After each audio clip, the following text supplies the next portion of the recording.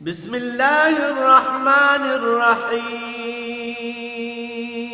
الرحمن علم القرآن.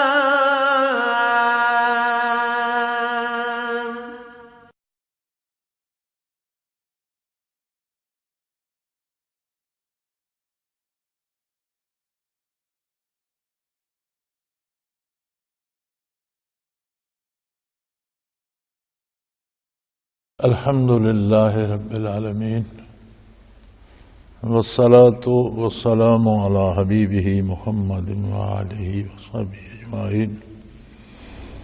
أعوذ بالله من الشيطان الرجيم. بسم الله الرحمن الرحيم.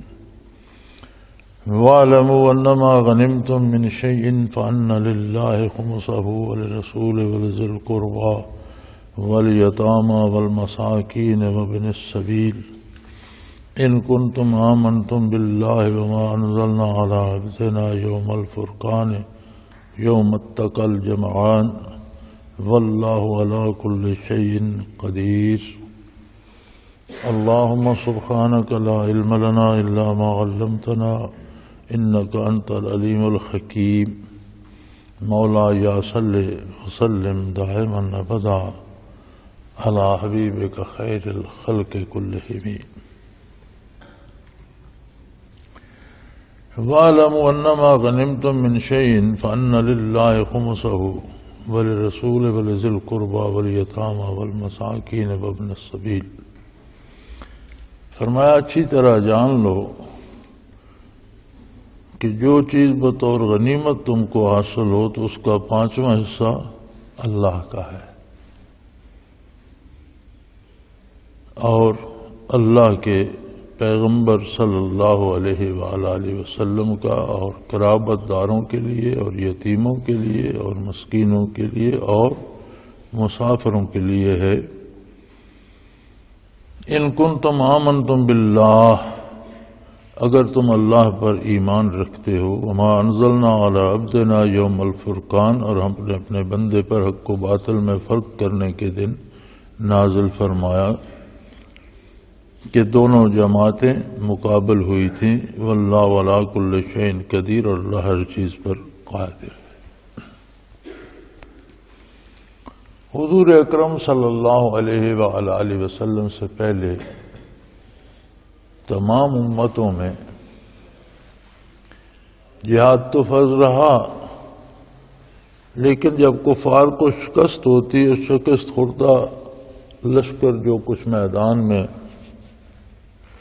مال، اسباب، اسلحہ، ذرائع، گھوڑے وغیرہ چھوڑ جاتا، وہ فاتح فوج کے حصے میں آ جاتا، تو مال غنیمت کا کھانا کسی مذہب میں بھی حلال نہیں تھا، بلکہ اسے ایک جگہ جمع کر دیتے تھے اور آسمان سے آگ آتی اور اسے جلا دیتی. تو یہ اس مال کی قبولیت کی بھی دلیل تھی اور جہاد کے قبولیت کی بھی دلیل ہوتی تھی. اور اگر کبھی کوئی مال اس طرح نہ جلتا یا آسمان سے آگ نہ آتی تو پھر یہ سمجھا جاتا کہ یہ مال منحوس ہے اور اس جہاد میں کوئی کمی رہ گئی، کہیں کوئی خلوص نہیں تھا یا کوئی عمل حکم الہی کے مطابق نہیں ہوا، کوئی پھر بھی اسے کوئی ہاتھ نہیں لگاتا تھا. حضور اکرم صلی اللہ علیہ وسلم کی خصوصیات میں سے یہ بھی ایک خصوصیت ہے کہ آپ پر مال غنیمت، آپ پر اور آپ کے طفیل، آپ کی امت پر حلال کر دیا گیا. حضور نبی کریم صلی اللہ علیہ وسلم اور آپ کے خاندان پر زکوٰۃ کو منع کر دیا گیا، زکوٰۃ سے روک دیا گیا، چونکہ زکوٰۃ لوگوں کے مال کا میل کچیل ہوتا ہے، مال کی پاکیزگی اور صفائی کے لیے دی جاتی ہے. لیکن غنیمت کو حضور صلی اللہ علیہ وسلم پر حلال کر دیا گیا، اور جتنا بھی مال غنیمت حاصل ہو اس کا 5واں حصہ 4 حصے مجاہدین پر تقسیم ہو جاتے تھے، 5واں حصہ اللہ کا اور بیت المال کا ہوتا تھا، جو رسول اللہ صلی اللہ علیہ وسلم کے تصرف میں ہوتا تھا، اللہ کا اور اللہ کے رسول کا ہے۔ اب اس کے خرچ کے کون کون سے، مصارف کے کون کون سے مقام ہیں، تو فرمایا وَلِذِی الْقُرْبَى، حضور اکرم صلی اللہ علیہ وسلم کے قرابت داروں کے لیے، یتیموں اور مسکینوں کے لیے اور مسافروں کے لیے۔ تو اللہ کریم نے مال غنیمت کا 5واں حصہ جو بیت المال میں جاتا ہے وہ حضور اکرم صلی اللہ علیہ وسلم کی تعویل میں دیا اور اس کے مصارف ارشاد فرما دیے، لیکن یہ ضروری نہیں کہ ان مصارف میں برابر تقسیم ہوگا، بلکہ حضور صلی اللہ علیہ وسلم کی ملکیت ہے، جس کو جتنا ضروری سمجھیں، جس کو جس قدر ضروری اور ضرورت مند سمجھیں، اس کو اس قدر عطا فرما دیں۔ تو اس کی تقسیم کے مصارف ارشاد فرما دیے گئے، لیکن اسے تقسیم کرنے کا اختیار رسول اللہ صلی اللہ علیہ وسلم کا تھا، اور جتنا حضور اپنے خرچ کے لیے چاہیں رکھ لیں، اپنے قرابت داروں کو عطا فرمائیں، یتیموں کو، مساکین کو اور مسافروں کو عطا فرمائیں اور ان کی مدد فرمائیں۔ اور اسے اس انداز سے ارشاد فرمایا ان کنتم آمنتم باللہ، اگر تم اللہ پر یقین رکھتے ہو، اللہ پر ایمان رکھتے ہو، تو پھر یہ تقسیم اللہ کی ہے، اللہ نے اسے اس طرح سے کر دیا ہے، لہذا کسی کو اس پر اعتراض نہیں ہونا چاہیے۔ اور جو کچھ ہم نے حق و باطل میں فرق کرنے کے دن اپنے بندے پر نازل فرمایا صلی اللہ علیہ وآلہ وسلم،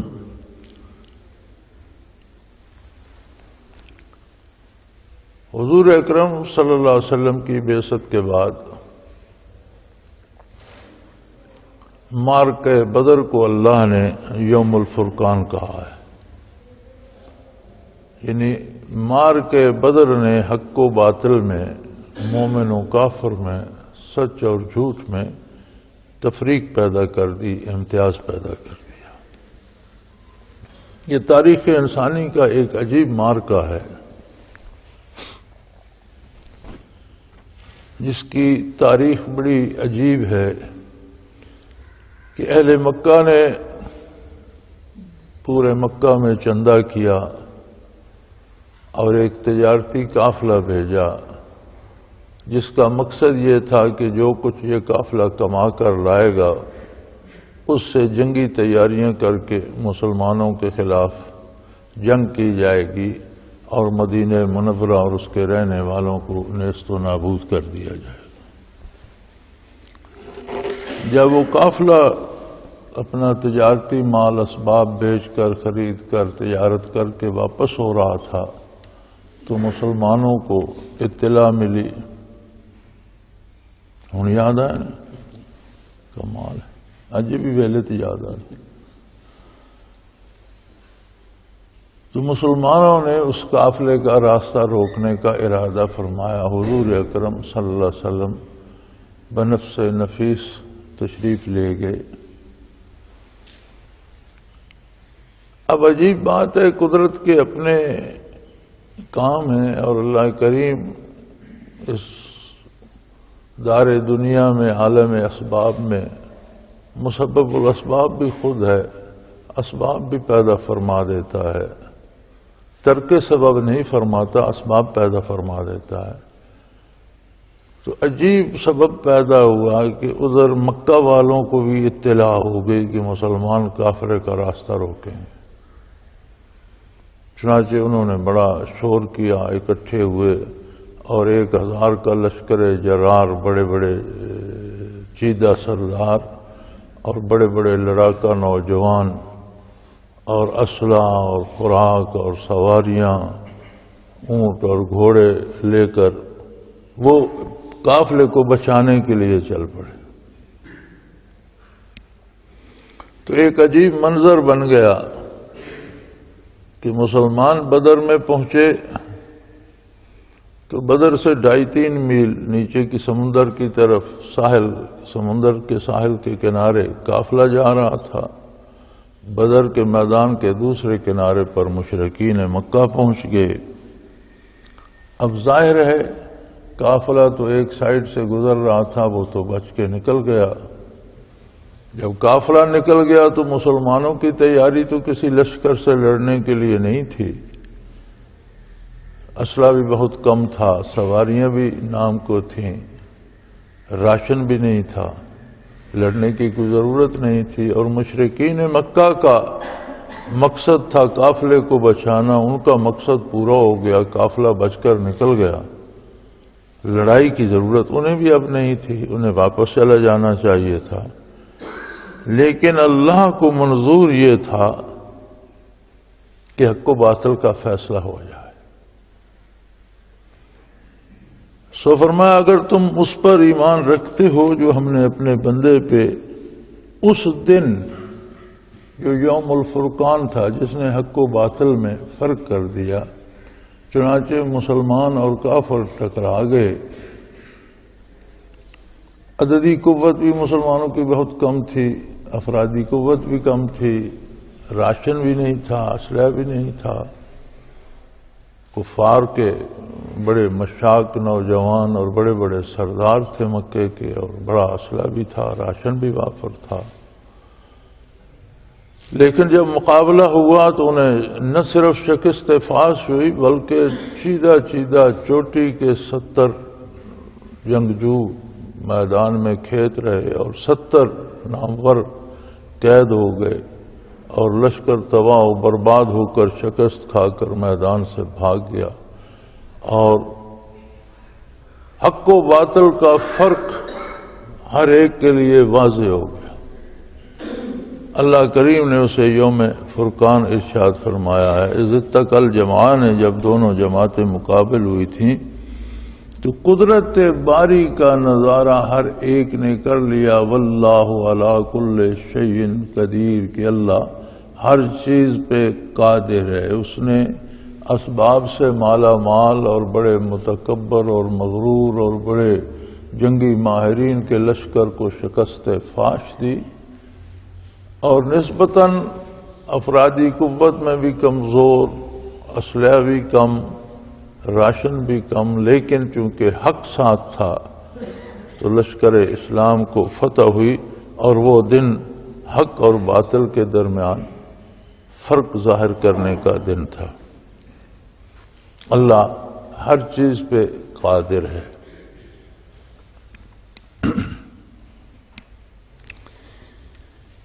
اہل مکہ نہ صرف مشرک تھے، نہ صرف بت پرست تھے، بلکہ ان کا نظام بھی ظالمانہ تھا۔ غریبوں کو زبردستی غلام بنا لیا جاتا، پکڑ کر بیچ دیا جاتا، فروخت کر دیا جاتا، پھر فروخت در فروخت ہوتے پتہ نہیں کہاں چلے جاتے۔ غلام کی زندگی کا کلی اختیار مالک کے پاس، تاکہ وہ چاہے تو اسے قتل کر دے، وہ جتنا بوجھ اس پر ڈالے، جو کام وہ کر سکتا ہے نہیں کر سکتا، سارا دن اس سے کام کرائے، جھوٹا میٹھا کوئی بچا کچا کھانا دے دیا، پھٹا پرانا لباس دے دیا، بلکہ غلاموں کو پورا لباس نہیں دیا جاتا تھا، آدھا لباس دیا جاتا تھا تاکہ شناخت رہے کہ یہ غلام ہے۔ تو ایک ظالمانہ ماحول تھا، ایک ناانصافی کی دنیا تھی، جس کے خلاف رسول اللہ صلی اللہ علیہ وسلم نے، مسلمانوں نے، اسلام نے آواز بلند کی اور میدان جنگ میں مقابلہ کیا، اور حق کو فتح ہوئی، اور لوگوں کو اپنے حقوق ملنا شروع ہوئے۔ مجھے حیرت ہوتی ہے کہ ہم شکاگو کے مزدوروں کا دن مناتے ہیں، یوم بدر نہیں مناتے، جو واقعی مظلوموں سے ظلم کو اکھاڑ پھینکنے کا دن تھا، اور تاریخی اعتبار سے صدیوں بعد ایسا دن اس بوڑھے آسمان نے دیکھا، ورنہ صدیاں گزر گئی تھیں غریبوں کو پستے اور ظلم سہتے اور مار کھاتے اور بکتے اور فروخت ہوتے۔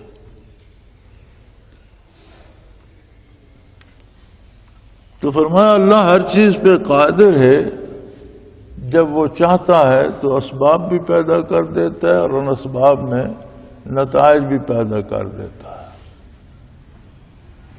اذا انتم بالعدوۃ الدنیا وهم بالعدوۃ القصویٰ والرکب اسفل منکم، جس وقت تم میدان کے قریبی سرے پر تھے اور دوسرے پرلے سرے پر مشرکین مکہ تھے، اور قافلہ تم سے قافلے والے نیچے تھے، یعنی سمندر کی طرف تھے۔ قافلہ تو بچ کر نکل گیا، جیسے میں نے عرض کیا کہ مسلمان بدر کے میدان بدر کے ایک سرے پر تھے، دوسرے سرے پر مشرکین مکہ تھے، اور قافلہ 2.5-3 میل نیچے کی طرف سمندر کے کنارے سے گزر رہا تھا۔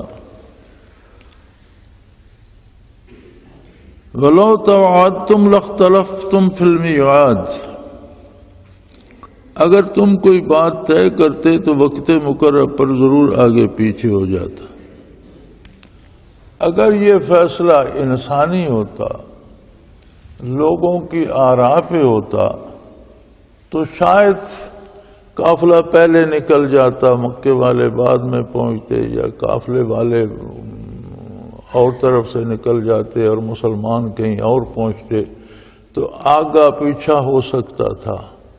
یعنی مقررہ وقت اس طرح کہ مکے والے بھی وہیں پہنچیں، قافلہ بھی وہیں سے گزر رہا ہو اور مسلمان بھی وہیں پہنچ جائیں، یہ اللہ کریم کی اپنی منصوبہ بندی تھی۔ اگر لوگوں کی رائے پہ ہوتا تو اس میں اختلاف ہو جاتا۔ اسلام میں رائے دینا منع نہیں ہے، رائے ٹھونسنے کی اجازت نہیں ہے۔ اختلاف رائے ہوتا ہے کہ ہر کوئی اپنی اپنی رائے دیتا ہے، وہ ایک دوسرے سے مطابقت کرتی ہے یا نہیں، لیکن مشورہ ہر کوئی اپنی ثوابدید پہ دیتا ہے، مگر عمل اس پر ہوتا ہے جو فیصلہ امیر کرتا ہے۔ سب کی رائے سن کر فیصلہ دینے کا حق امیر کو ہوتا ہے۔ یہاں تک تو ہے اختلاف رائے، لیکن اگر کوئی اس بات پہ اصرار کرے اور اڑ جائے کہ میری ہی رائے پہ عمل کیا جائے، تو یہاں سے پھر اختلاف مخالفت شروع ہو جاتی ہے۔ اختلاف رائے نہیں رہتا، پھر یہ مخالفت بن جاتی ہے، اور یہ جماعتوں، حکومتوں، قوموں کے لیے تباہی کا سبب بنتی ہے، اور اس سے امور جو ہیں وہ سلامتی سے طے نہیں پاتے کہ ہر کوئی اپنی رائے دوسرے پر مسلط کرنے کی کوشش کرے۔ آج ہمارا ایک بڑا مسئلہ جو پورے ملک میں افراتفری کا سبب بنا ہوا ہے، اور جس میں دہشت گردی بھی شامل ہے، قتل و غارت گری بھی شامل ہے، اس کی بنیاد کیا ہے؟ کیوں لوگ ایک دوسرے کو قتل کر رہے ہیں؟ اگر آپ تلاش کریں گے تو اس کی بنیاد یہی ہے کہ وہ اپنی رائے دوسرے پر مسلط کرنا چاہتے ہیں۔ وہ چاہتے ہیں کہ جیسا میں کہتا ہوں سارے وہی بات مان لیں۔ تو جب یہ اختلاف مخالفت کی حد کو پہنچتا ہے تو پھر آپس میں لڑائی اور بربادی شروع ہو جاتی ہے۔ تو اختلاف رائے کا حق تو ہر ایک کو ہے، لیکن امور طے وہ ہستی کرے گی جس کو مسلمانوں نے اپنا امیر منتخب کیا، اور سب کو اس کی اطاعت کرنا ہوگی۔ یعنی رائے دینے کا تو حق ہے، رائے مسلط کرنے کا، ٹھونسنے کا حق نہیں ہے۔ اور اگر ایسا ہوتا تو پھر ضرور وقت مقررہ پر آگے پیچھے ہو جاتا، لوگ آپس میں جھگڑ رہے ہوتے، وقت نکل جاتا، قافلہ نکل جاتا، اہل مکہ کہیں اور پہنچتے، مسلمان کہیں اور پہنچتے۔ لیکن لِيَقْضِيَ اللَّهُ أَمْرًا كَانَ مَفْعُولًا، اللہ جو چاہتا ہے وہ پورا کر سکتا ہے، تاکہ اللہ اپنے کام کو جو وہ کرنا چاہتا ہے اسے پورا فرمائے۔ تو کوئی اختلاف رائے بھی مسلمانوں میں نہ ہوا۔ عجیب بات ہے کہ اہل مکہ بھی موقع پر پہنچ گئے اور قافلہ بھی بچ کر نکل گیا، تو اب پیچھے دو جماعتیں رہ گئیں۔ مسلمان تھے 313، ان کے پاس 8 زرے، 6 تلواریں، 8-10 گھوڑے اور اس طرح کی تھی۔ کھانے کو 5-5 کھجوریں یوم بدر بھی حضور اکرم صلی اللہ علیہ وسلم نے تقسیم کی تھی، جو سارے دن کا کھانا تھا۔ دوسری طرف لشکر تھا کفار کا، جو 1000 مستعد لوگوں پہ اور تجربہ کار جنگجوؤں پہ مشتمل تھا، اور جس میں بڑے بڑے مکے کے سردار بھی موجود تھے۔ تو فرمایا اللہ جب چاہتے ہیں جو کام اللہ کو منظور ہو وہ ہو جاتا ہے، اس کے اسباب بھی اللہ پیدا فرما دیتے ہیں۔ اہل مکہ کو بھی تحریک ہوئی، ایسے وقت پہ نکلے، اور اس طرح انہوں نے سفر طے کیا کہ مقررہ وقت پر بدر میں پہنچ گئے۔ قافلے والوں کو خبر ہو گئی، انہوں نے رات ہی کو اپنا مال اسباب اونٹوں پہ لادا اور راتوں رات نکلنے کی کوشش کی۔ وہ ایک طرف سے بچ کر نکل گئے، اور مسلمان بھی میدان بدر میں اسی وقت پہنچ گئے۔ تو اللہ کریم چاہتے تھے کہ یہلک من ہلک عن بینہ، کہ جسے ہلاک ہونا ہے وہ بھی واضح دلیل پر ہلاک ہو، اسے پتہ چلے کہ میں ظلم کر رہا ہوں، میں ناحق پر ہوں، حق پر کون ہے۔ وَيَحْيَا مَنْ حَيَّا عَنْ بَيِّنَةٍ، اور جسے زندگی نصیب ہو اس کے پاس بھی واضح دلیل ہو۔ یاد رکھیں، ہم موت سمجھتے ہیں اس دنیاوی زندگی کے خاتمے کو، کہ جس کی سانس رک گئی، دل کی دھڑکن بند ہو گئی، یہ مر گیا۔ قرآن کریم ایمان کے چلے جانے کو حقیقی موت قرار دیتا ہے۔ یہ جسے عرفاً ہم موت کہتے ہیں، یہ زندگی کا خاتمہ نہیں ہے، بلکہ نئی زندگی کی ابتدا ہے۔ یہ عارضی زندگی جو دنیا کی ہے اس کا خاتمہ ہے، اور ابدی زندگی جو آخرت کی ہے اس کی ابتدا ہے۔ تو مرنے والا ختم نہیں ہو جاتا، بلکہ ایک حالت سے دوسری حالت میں منتقل ہو جاتا ہے۔ لیکن جس کا دل ایمان سے خالی ہو جائے وہ مر گیا، وہ تباہ ہو گیا، ہمیشہ کے لیے جہنم کا ایندھن بن گیا۔ تو وہ قرآن کریم کی اصطلاح میں ایمان سے محرومی کو موت قرار دیا گیا ہے، کہ جسے ایمان سے محروم بھی ہونا ہے وہ بھی یہ دیکھ لے کہ ایمان اور حق کے فاتح ہونا بغیر اسباب دنیا کے ان کے حق پر ہونے کی اور تائید باری کی دلیل ہے کہ اللہ کی مدد ان کے ساتھ۔ اور کافروں کا باوجود اسباب کے ہلاک ہو جانا، شکست کھا جانا، تباہ ہو جانا، اس بات کی دلیل ہے کہ یہ اللہ کی مدد سے محروم ہے۔ اب جسے ایمان سے محروم ہونا ہے اس کے سامنے بھی حق تو واضح ہو گیا، دلیل واضح ہو گئی۔ اب اگر وہ حق سے محروم ہوتا ہے، ایمان سے محروم ہوتا ہے تو ہوتا رہے۔ اور جسے اللہ نے نور ایمان بخشا ہے اس کے پاس بھی یہ دلیل آ گئی کہ اللہ کی تائید حاصل ہے تو فتح نصیب ہوئی اور حق کا قیام ہوا۔ صرف فتح مقصود نہیں ہوتی، ہر مقابل دو بندے ہوں یا دو فوجیں ہوں یا دو قومیں ہوں یا دو ملک ہوں، جب وہ میدان میں اترتے ہیں تو ایک ہارتا ہے ایک جیتتا ہے۔ اسلام اس ہار جیت کو فتح شکست نہیں کہتا، اسلام فتح کہتا ہے کہ حق غالب آئے، انصاف غالب آئے، عدل غالب آئے، امن غالب آئے، ایسی فتح جس کے نتیجے میں لوگوں کو حقوق ملیں، ہر ایک کو انصاف ملے، ہر ایک کے ساتھ عدل کیا جائے۔ یہ کامیابی جو ہے اس میں تائید باری ہے۔ اور شکست یہ ہے کہ ظلم کو شکست ہو، زیادتی کو شکست ہو، ناانصافی کو شکست ہو، تو اسلام اس کو حق کی دلیل قرار دیتا ہے۔ جیسے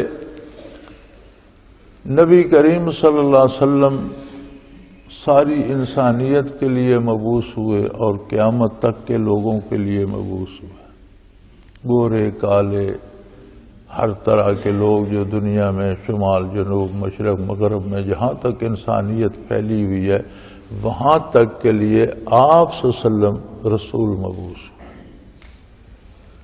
آپ نے مدینہ منورہ میں جب ریاست اسلامی قائم ہوئی تو قرب و جوار کے حکمرانوں کو بھی اپنے گرامی نامہ ہے قاصدوں کو دے کر روانہ فرمائے اور دعوت اسلام دی، لیکن اس کے باوجود دنیا دور دور تک پھیلی ہوئی تھی. خود بنفس نفیس یہ روئے زمین جو ہے اس میں خوش قسمت ترین ٹکڑا عرب ہی کی سرزمین ہے، جزیرہ نما عرب ہی کی، جس نے قدوم مصطفیٰ صلی اللہ علیہ وسلم کے بوسے لیے کسی دوسری زمین پر حضور نے حیات دنیا میں قدم رنجہ نہیں فرمایا. تو پیغام ساری انسانیت کے لیے تھا. حضور اکرم صلی اللہ علیہ وسلم کا سفر دنیا مدینہ مکہ مکرمہ یا اس کے نواح میں یا پھر طائف تک، مکہ مکرمہ کے نواح میں جہاں آپ کی پرورش ہوئی اور جہاں آپ طائف تک تشریف لے گئے، یا مختلف قبائل یا تبوک یا مدینہ منورہ تک یا تبوک تک، یعنی یہ سارا جو سفر دنیا میں آپ نے جس زمین کو اپنے مبارک قدموں سے نوازا وہ جزیرہ نما عرب کے اندر ہے، اور مبعوث ہوتے ہیں حضور روئے زمین کے لیے. تو وصال نبوی کے بعد یہ ذمہ داری خلفائے راشدین پر آ پڑی، صحابہ کرام پر تھی اور ان کے امیر خلفائے راشدین تھے. تو آپ اندازہ کیجئے کہ 23 برس عہد نبوت ہے، بعثت کے بعد 13 برس حضور مکہ مکرمہ میں مقیم رہے، 10 برس حضور اکرم صلی اللہ علیہ وسلم مدینہ منورہ میں مقیم رہے، اور 23 برس میں دین مکمل ہو گیا، قرآن پورا نازل ہو گیا، قرآن لوگوں کو سکھا دیا گیا، ہزاروں کی تعداد میں لوگ حافظ ہو گئے جن کے سینوں میں قرآن محفوظ ہو گیا. حضور اکرم صلی اللہ علیہ وسلم نے ہر آیت ہر سورت ترتیب کے ساتھ لکھوا دی. جب کوئی آیت نازل ہوتی حضور فرماتے یہ فلاں سورت میں لکھو اور اس کو فلاں جگہ فلاں آیت سے پہلے فلاں سے پیچھے لکھو. یہ ساری ترتیب جو قرآن کی آج ہمارے پاس ہے یہ نبی کریم صلی اللہ علیہ وسلم کی ترتیب دی ہوئی ہے.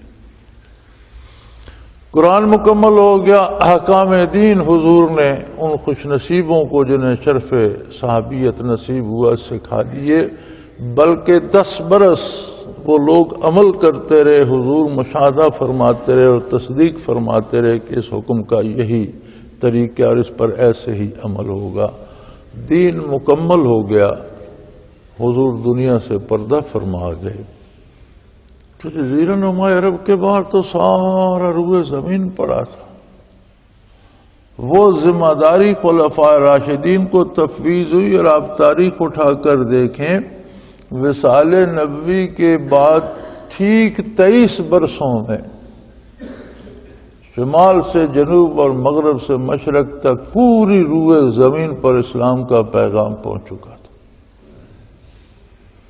ایک ایسی سلطنت وجود میں آ چکی تھی کہ جو شمال میں سائبیریا سے جنوب میں افریقہ تک نکل گئی تھی، اور مغرب میں اسپانیہ سے مشرق میں چین تک پہنچ گئی تھی. اب ایسی ریاست کی بات کسی گڈریے کی جھونپڑی سے بھی پوشیدہ رہ سکتی ہے؟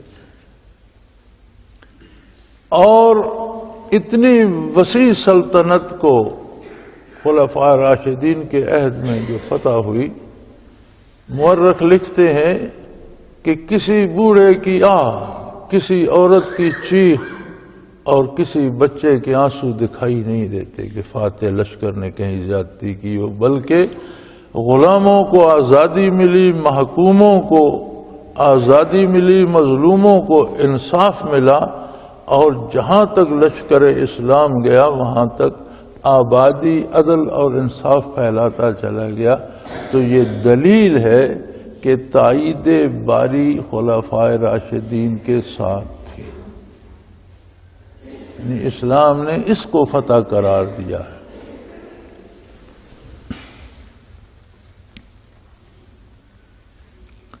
تو تو فرمایا حق اس طرح واضح ہو جائے کہ جس نے پھر بھی کفر پہ مرنا ہے اسے یہ شکوہ نہ ہو، قیامت کو یہ نہ کہے کہ مجھے کسی نے کوئی دلیل ہی نہیں دی، مجھے کسی نے قائل کرنے کی کوشش نہیں کی۔ اور جسے حق قبول کرنے اس کے پاس بھی واضح دلیل ہو جائے کہ تائید باری کس کے ساتھ ہے، وہ اس کا دامن تھام سکے۔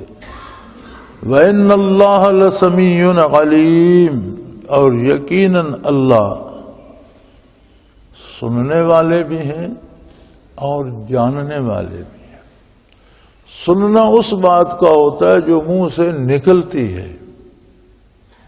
جہاں کسی کے لب ہلتے ہیں، جہاں کسی کے لبوں سے کوئی آواز سرگوشی میں بھی نکلتی، اللہ کریم سن رہے ہیں۔ اور جو باتیں لوگ چھپا لیتے ہیں، زبان تک نہیں لاتے، دلوں میں دبا لیتے ہیں، اللہ اسے بھی جانتے ہیں۔ جاننا ہوتا ہے بھیدوں کا جاننا، سننا ہوتا ہے جو بات زبان پر آئے اس کا سننا۔ تو فرمایا وَإِنَّ اللَّهَ لَسَمِيعٌ عَلِيمٌ، یقیناً اللہ جو لوگ ظاہر کرتے ہیں اسے سن رہے ہوتے ہیں، اور جو لوگ دلوں میں چھپا لیتے ہیں اسے بھی جانتے ہیں۔ پھر وہ اسباب کیسے پیدا فرماتے ہیں؟ فرمایا اِذْ يُرِيكَهُمُ اللَّهُ فِي مَنَامِكَ قَلِيلًا، اے میرے حبیب جب آپ کو اللہ کریم نے خواب میں کفار کی تعداد بہت تھوڑی اور قلیل دکھلائی، نبی کریم صلی اللہ علیہ وسلم نے خواب مبارک میں دیکھا کفار کی تعداد بہت کم ہے، اور جس کی تعبیر آپ نے فرمائی کہ انہیں انشاءاللہ شکست ہوگی۔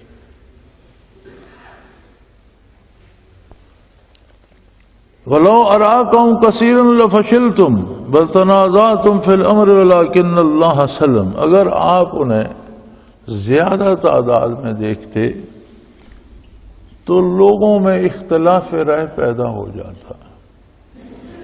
کوئی کہتا کہ ٹھیک ہے اللہ کا حکم ہے لڑیں گے، کوئی کہتا کہ اللہ نے خودکشی کرنے کا حکم تو نہیں دیا جب ہمیں نظر آ رہا ہے کہ ان کی تعداد اتنی زیادہ ہے اور ہمارا لڑنا محض خود کو ہلاک کرنے کے مترادف ہے، مقابلہ کرنا نہیں ہے، تو لڑنے کی کیا ضرورت ہے؟ اگر اللہ کریم آپ کو زیادہ تعداد دکھاتے وَلَتَنَازَعْتُمْ فِي الْأَمْرِ، تو اس معاملے میں باہمی تنازع کھڑا ہو جاتا ہے، کوئی کہتا ہے جہاد ہوگا، کوئی کہتا ہے اس سے بچنا چاہیے۔ وَلَكِنَّ اللَّهَ سَلَّمَ، اللہ کریم نے آپ کو اس سے بچا لیا۔ یعنی اللہ کا یہ احسان ہوتا ہے کہ کسی کو اللہ کی نافرمانی اور حضور کی نافرمانی سے بچنے کے اسباب پیدا کر دے، اللہ کا یہ بہت بڑا احسان ہوتا ہے۔ ہم یہ سمجھتے ہیں اور بارہا سننے کو ملتا ہے، جس کے پاس دولت جمع ہو جائے یا جو کوئی کسی کے پاس اقتدار آ جائے تو پھر لوگ کہتے ہیں اس پر اللہ کا بڑا کرم ہے، خواہ وہ کافر ہو جائے، بے دین ہو جائے، بدکار ہو جائے۔ یہاں یہ قرآن کی آیت بتا رہی ہے کہ حضور کے اتباع اور حضور کی اطاعت میں اختلاف سے بچنا یہ اللہ کا کرم ہے۔ اللہ کی مہربانی یہ ہے کہ کسی کو نبی صلی اللہ علیہ وسلم کی غلامی نصیب ہو جائے، وہ سب سے زیادہ امیر، سب سے زیادہ خوش بخت، سب سے زیادہ خوش نصیب ہے جسے اللہ گناہ سے اور اپنے حبیب کی نافرمانی سے بچا لے، وہ بڑا خوش قسمت ہے، وہ بڑا بختور ہے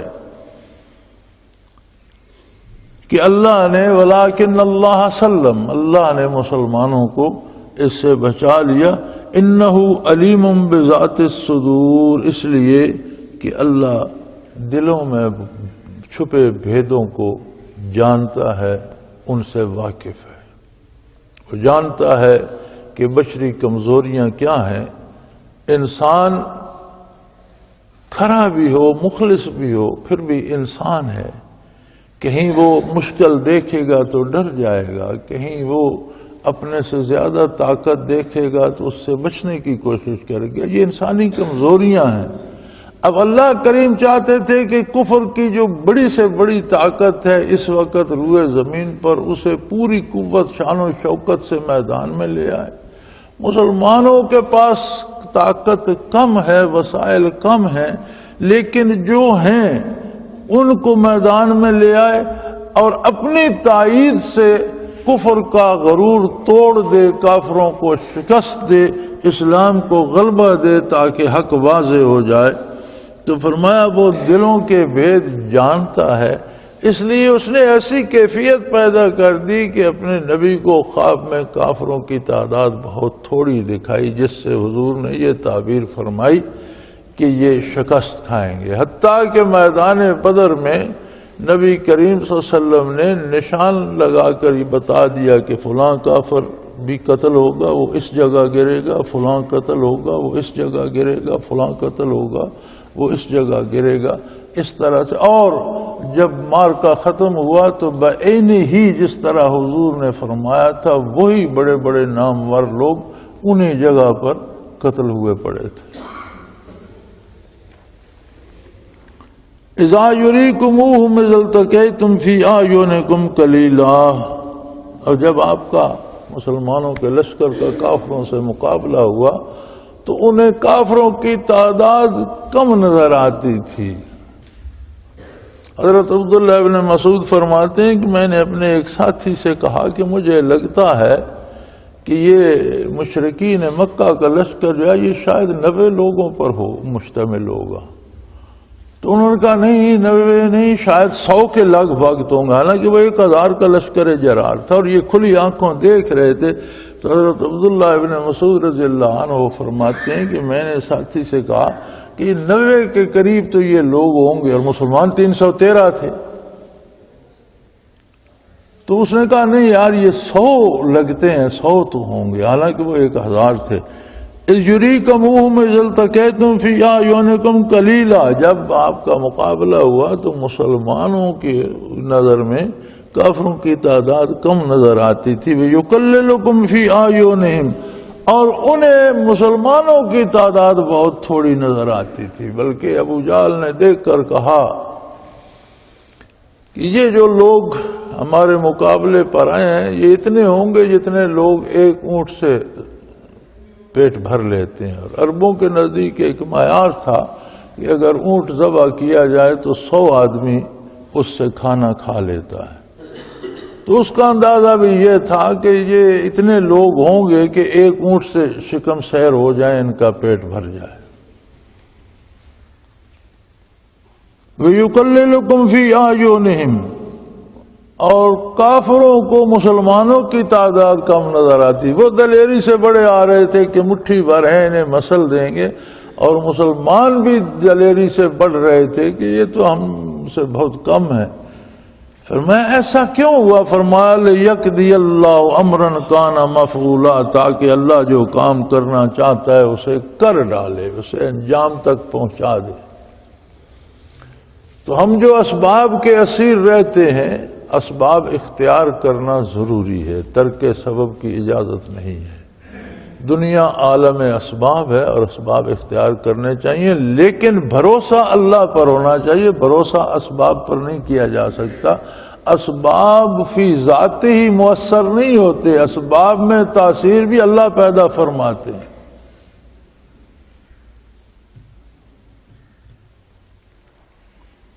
اگر اللہ چاہے تو چیزوں کی تاثیر بدل جاتی ہے۔ مولانا رومی نے کہا نا روغن بادام خشکی میں دہد، روغن بادام سراسر تر ہوتا ہے، لیکن اللہ کسی کو شفا نہ دینا چاہے تو وہ بھی خشکی پیدا کرنے کا سبب بن جاتا ہے۔ چیزوں کی اسباب کی تاثیر بدل جاتی ہے، ہوتا وہ ہے جو اللہ چاہتا ہے۔ اسباب اختیار کیے جائیں، سب سے پہلی بات یہ ہے کہ کوئی ایسا سبب اختیار نہ کیے جائے جو اللہ و اللہ کے رسول کے حکم کے خلاف ہو۔ کسی غیر شرعی کام کو سبب کے طور پر اختیار کرنا بنیادی غلطی ہے۔ جو اسباب شرعاً جائز ہیں وہ ضرور اختیار کیے جائیں، لیکن بھروسہ اللہ پر ہو، اور دعا یہ ہو کہ اللہ جو میرے بس میں اسباب تھے وہ تو میں نے جمع کر لی، اب مجھے کامیابی دینا یہ تیرے دست قدرت میں ہے، میری مدد فرما، مجھے کامیاب کر دے۔ اسباب پہ بھروسہ نہ کرے۔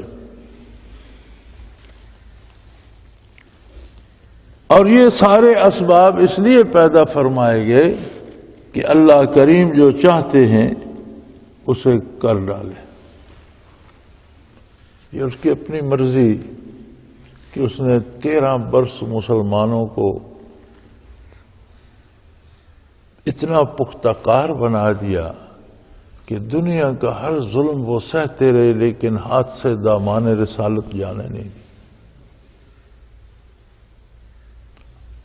آج ہم جب بات کرتے ہیں تو ہمارا انداز یہ ہوتا ہے کہ ہم سمجھتے ہیں کہ ہم پر وہی کرم ہونا چاہیے جو صحابہ کبار پہ تھا، آخر ہم بھی مسلمان ہیں۔ لیکن ہم یہ نہیں دیکھتے کہ ہمیں ایک چھینک بھی آ جائے تو سب سے پہلے نماز چھوٹتی ہے، جی آج طبیعت خراب ہے۔ کھانا نہیں چھوٹتا، سونا نہیں چھوٹتا، اپنے کاروبار دنیاوی نہیں چھوٹتے، اللہ کی عبادت چھوٹ جاتی ہے کہ آج طبیعت ٹھیک نہیں۔ اور وہ لوگ تھے جن سے زندگی کا دامن چھوٹ گیا، اطاعت پیغمبر کا دامن نہیں چھوٹا، جنہوں نے جانیں دے دیں لیکن اللہ کے رسول کے احکام پر عمل پیرا رہے۔ وَإِلَى اللَّهِ تُرْجَعُ الْأُمُورُ، اور فرمایا یاد رکھو تمام کام اللہ ہی کی طرف رجوع کیے جاتے ہیں، کوئی کام ایسا نہیں ہے جو از خود ہو جائے یا اللہ کی پسند کے خلاف ہو جائے، ہوتا وہی ہے جو اللہ کریم کرنا چاہتے ہیں۔ اور جس راستے کو کوئی چلتا ہے، جس راستے پہ چلتا رہتا ہے، ایک دن اس راستے کی منزل ختم ہو جاتی ہے، وہ اپنی منزل پہ پہنچ جاتا ہے، سفر ختم ہو جاتا ہے، لیکن ہر کوئی اس منزل پہ پہنچتا ہے جس راستے پر وہ چل رہا ہے۔ اگر کوئی نافرمانی کے راستے پر چل رہا ہے تو دنیاوی ناکامی بھی اس کے حصے میں آئے گی اور آخرت کی ناکامی۔ اور اگر کوئی اطاعت الہی اور اتباع رسالت کے رستے پہ گامزن ہے تو وہ دنیا میں بھی کامیاب ہوگا اور آخرت کی کامیابی بھی اس کے حصے میں آئے گی۔ یہ اللہ کریم کا بنایا ہوا نظام ہے، اور اس کے نظام اتنے پختہ ہیں کہ کسی کا ہیلا اس کے بنائے ہوئے نظام کو تبدیل نہیں کر سکتا۔ وہی ہوتا ہے جو وہ چاہتا ہے، ہر کام اسی کی بارگاہ کی طرف رجوع کرتا ہے، اور ہر کام کا نتیجہ وہی ہوتا ہے جو اللہ کریم چاہتے ہیں۔ سو اللہ کریم نے یہ واضح فرما دیا کہ میری تائید ان لوگوں کے ساتھ ہے جو عقیدے میں بھی اور عمل میں بھی میرے نبی کا اتباع کرتے ہیں، اور جو میرے رسول کی مخالفت کرتے ہیں وہ میری تائید سے محروم ہیں، گویا وہ زندگی سے بے بہرا ہیں، انہیں زندگی سے آشنائی نہیں ملی۔ حیات نام ہے اتباع رسالت کا، اور موت نام ہے اللہ کے رسول کی اطاعت سے محرومی کا۔ وآخر دعوانا ان الحمدللہ رب العالمین۔ اللہ اللہ اللہ اللہ اللہ اللہ اللہ اللہ۔ حضرت امیر محمد اکرم آوان مد ظلہ العالی دارالعرفان منارہ ضلع چکوال میں سالہ سال سے قرآن و حدیث کے اوپر خطابات کر رہے ہیں اور سلسلہ نقشبندیہ اویسیہ کے مطابق لوگوں کو ذکر الہی کی تربیت دے رہے ہیں۔ وہ قرآن پاک کی تفسیر ترتیب وار بیان کر رہے ہیں۔ تفسیر قرآن کو وہ موجودہ ملکی اور بین الاقوامی حالات کے مطابق بیان کرتے ہیں۔ موٹر وے سے کلر کہار کے انٹرچینج سے نکلتے ہوئے، کلر کہار کی جھیل سے ہوتے ہوئے میانی، بوچھال اور نور پور سے گزرتے ہوئے دارالعرفان منارہ پہنچ سکتے ہیں۔ حضرت امیر محمد اکرم آوان نے بچیوں اور بچوں کی دینی اور دنیاوی تعلیم کے لیے سقارہ اکیڈمی کے نام سے ایک درسگاہ بھی قائم کی ہے، جس کا افتتاح ملک پاکستان کے صدر جنرل محمد ضیاء الحق نے اپنے دست مبارک سے کیا تھا۔ وہ تمام احباب جو اسلام کی طلب رکھتے ہیں ان سے گزارش ہے کہ دارالعرفان منارہ ضلع چکوال میں امیر محمد اکرم آوان صاحب کے خطابات سے مستفید ہوں۔ وہ ہر جمعے کو نماز سے پہلے بیان فرماتے ہیں۔ ہر ماہ کی پہلی اتوار کو ماہانہ اجتماع ہوتا ہے جس میں آپ خصوصی خطاب فرماتے ہیں اور پاکستان کے چاروں صوبوں سے احباب اس اجتماع میں شرکت کرتے ہیں۔ اس کے علاوہ یہاں سال میں 2 مرکزی اجتماعات بھی ہوتے ہیں، ایک رمضان المبارک میں اعتکاف کا اجتماع اور دوسرا جولائی اور اگست میں 40 دن کا اجتماع ہوتا ہے جس میں روحانی تربیت کی جاتی ہے۔ اپنا خون سیماب دے کر اتنا ہم کر جائیں گے، نام آقا کا چمن میں پھر رقم کر جائیں گے۔